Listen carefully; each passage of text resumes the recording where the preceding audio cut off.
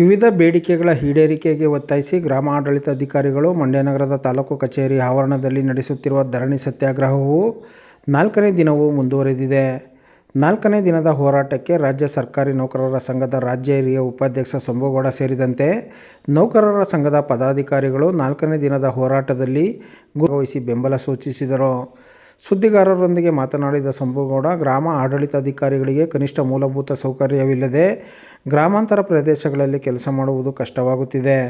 ಹಿಂದೆಯೂ ಗ್ರಾಮ ಆಡಳಿತಾಧಿಕಾರಿಗಳು ಪ್ರತಿಭಟನೆ ನಡೆಸಿದ ಸಂದರ್ಭದಲ್ಲಿ ಸರ್ಕಾರವು ಎಲ್ಲ ಸೌಲಭ್ಯಗಳನ್ನು ಕಲ್ಪಿಸಿಕೊಡುವುದಾಗಿ ಭರವಸೆ ನೀಡಿತ್ತು. ಆದರೂ ಇದುವರೆಗೂ ಸರ್ಕಾರ ಅವರ ಬೇಡಿಕೆಯನ್ನು ಈಡೇರಿಸದೇ ಇರುವುದು ಖಂಡನೀಯ ಎಂದರು. ಈ ಸಂದರ್ಭದಲ್ಲಿ ಮಂಡ್ಯ ತಾಲೂಕು ಗ್ರಾಮಾಡಳಿತಾಧಿಕಾರಿಗಳ ಸಂಘದ ಅಧ್ಯಕ್ಷ ಕುಮಾರ್, ಕಾರ್ಯದರ್ಶಿ ಮಾನಸ, NGO ಚರಣ್, ಜಿಲ್ಲಾ ಪ್ರಧಾನ ಕಾರ್ಯದರ್ಶಿ ಗುಣಶೇಖರ್, ಗೌರವ ಅಧ್ಯಕ್ಷರುಗಳಾದ ಕೃಷ್ಣೇಗೌಡ, ಪುನೀತ್, ಇಂದ್ರಾಣಿ, ತೇಜಸ್ ಗೌಡ, ಉಪ್ಪರಕನಹಳ್ಳಿ ಆರಾಧ್ಯ ಸೇರಿದಂತೆ ಹಲವರಿದ್ದರು. ಸರ್ಕಾರದ ಪ್ರಧಾನ ಕಾರ್ಯದರ್ಶಿಗಳ ಅಧ್ಯಕ್ಷತೆಯಲ್ಲಿ ಒಂದು ಸಭೆ ನಡೀತದೆ. ಆ ಸಭೆಯಲ್ಲಿ ಏನು ಪ್ರಮುಖವಾದಂತಹ ಬೇಡಿಕೆಗಳನ್ನು ನಾವು ಈಡೇರಿಸ್ತೀವಿ ಅಂತಕ್ಕಂತಹ ಭರವಸೆಯನ್ನು ನೀಡಿರ್ತಾರೆ. ಇವತ್ತಿಗೆ ಸುಮಾರು 4.5 ತಿಂಗಳಾಗಿದೆ.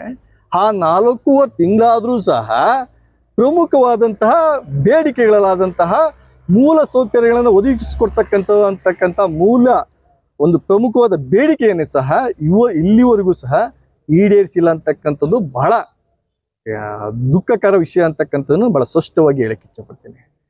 ಏಕೆಂತಂದ್ರೆ ಇವತ್ತು ಯಾವುದೇ ಒಂದು ಅಧಿಕಾರಿಗಳು ಕೆಲಸವನ್ನು ನಿರ್ವಹಣೆ ಮಾಡಬೇಕಾಗಿ ಗ್ರಾಮ ಮಟ್ಟದಲ್ಲಿ ಒಂದು ಚೇರು, ಒಂದು ಟೇಬಲು, ಒಂದು ಸಣ್ಣದಾದಂಥ ಕಚೇರಿಗೆ ಇವತ್ತು ನಾವು ಮುಷ್ಕರವನ್ನು ಮಾಡ್ತಾ ಇದ್ದೀವಿ ಅಂತಂತಂದ್ರೆ ನಮ್ಮ ಸ್ಥಿತಿ ಯಾವ ಮಟ್ಟದಲ್ಲಿ ಇದೆ ಅಂತಕ್ಕಂಥದ್ದನ್ನು ನಾವೆಲ್ಲರೂ ಸಹ ಯೋಚನೆ ಮಾಡಬೇಕಾಗ್ತದೆ.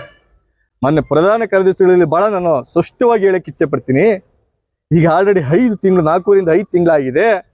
ನಾವು ಬೇರೆ ಏನು ಕೇಳ್ತಾ ಇಲ್ಲ ಸ್ವಾಮಿ. ನಮ್ಮ ನೌಕರರಿಗೆ ಬೇಕಾಗಿರ್ತಕ್ಕಂತಹ ಒಂದು ಟೇಬಲು, ಒಂದು ಚೇರು, ಒಂದು ಸುಸಜ್ಜಿತವಾದಂತಹ ಒಂದು ಕೊಠಡಿ, ಸಣ್ಣದಾದಂಥ ಕೊಠಡಿ ಅಷ್ಟೇ ಅಲ್ಲ. ನಮ್ಮ ಹೆಣ್ಮಕ್ಳು ಇವತ್ತು ಏನು 33% ನಾವು ಇದನ್ನು ಕೊಡ್ತಾ ಬಂದಿದ್ದೀವಿ. ಆದರೆ ಇವತ್ತು 50%ಗಿಂತ ಹೆಚ್ಚಾಗಿ ನಮ್ಮ ಗ್ರಾಮ ಒಂದು ಆಡಳಿತ ಅಧಿಕಾರಿಗಳಿದ್ದಾರೆ. ಸೊ ಅವ್ರಿಗೆ ಅಟ್ಲೀಸ್ಟ್ ಒಂದು ಟಾಯ್ಲೆಟ್ ಆಗಲಿ, ಯಾವುದೋ ಒಂದು ವ್ಯವಸ್ಥೆ ಬೇಡವಾ? ಎಲ್ಲಿ ಹೋಗ್ತಾರೆ? ಇಂತಹ ಒಂದು ಪರಿಸ್ಥಿತಿಯಲ್ಲಿ, ಇಂತಹ ವಾತಾವರಣದಲ್ಲಿ ಬೇರೆ ಮನೆಗಳಿಗೆ ಹೋಗೋಕ್ಕಾಗ್ತದಾ? ಸೊ ದಯವಿಟ್ಟು ಇದೇ ಮಾನ್ಯ ಮಂತ್ರಿಗಳು ಸಹ ಗಮನ ಹರಿಸಬೇಕಾದಂಥ ವಿಚಾರ. ಏನು ಒಂದು ಮೂಲ ಸೌಕರ್ಯಗಳನ್ನ ತಕ್ಷಣದಲ್ಲೇ ಅವ್ರಿಗೆ ಬೇಕಾಗಿರ್ತಕ್ಕಂಥ ಚೇರು, ಟೇಬಲು ಮತ್ತು ಒಂದು ಸಣ್ಣದಾದಂತಹ ಒಂದು ಕಚೇರಿಯನ್ನು ನೀಡಬೇಕು ಅಂತಕ್ಕಂಥದ್ದನ್ನ ಈ ಸಂದರ್ಭದಲ್ಲಿ ಹೇಳಕ್ಕೆ ಇಚ್ಛೆ ಪಡ್ತೀನಿ.